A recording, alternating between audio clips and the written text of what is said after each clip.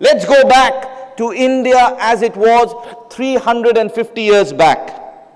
Between the period 1699 and 1705, Angus Madison, a very famous economist from Europe, he has said that India was contributing 27% of the world's GDP. Today we are at 6.5%, 7.5%, that too with the GDP calculations changing and all, getting a push. But way back, between the period of 1699 to 1705, India was contributing 27% to the world's GDP. And who was second to India? China.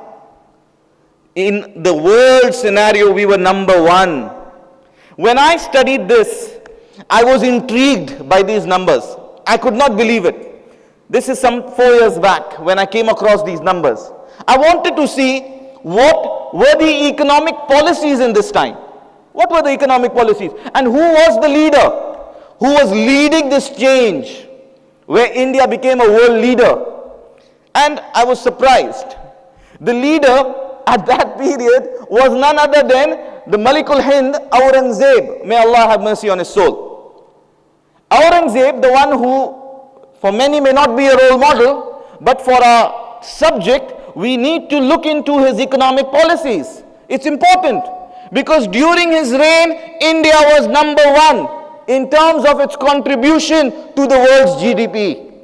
So let's go back and see what were the economic policies that Aurangzeb adopted. Because our objective is that we should be the number one country in all standards, not just economy. In every aspect, we wish to be number one. But since my subject is on economics, let's go back and see what were some of his economic policies. Number one, Aurangzeb abolished more than 85 different forms of taxes.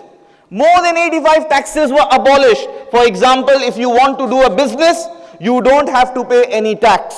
Then you used to have these rahdari tolls, on the road taxes. When you go over the flyovers, you have to pay toll. All these taxes were removed. If you wanted to start a business, the taxes were removed. He made it easy for people to start business. He encouraged what is today called the Startup India project.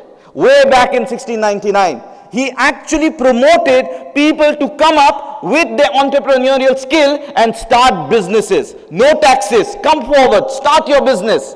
What a beautiful policy which was used in 1699 in that period of the rule of Aurangzeb. The second most important thing which I noticed in his policy was that he banned alcohol and he stopped taxes on alcohol also. Now that's interesting. You might ask me, how is it that he banned 85 taxes to promote business and here he is banning taxes on alcohol? How does that go hand in hand? You see, when you take taxes from alcohol-based industries, you legitimize that business.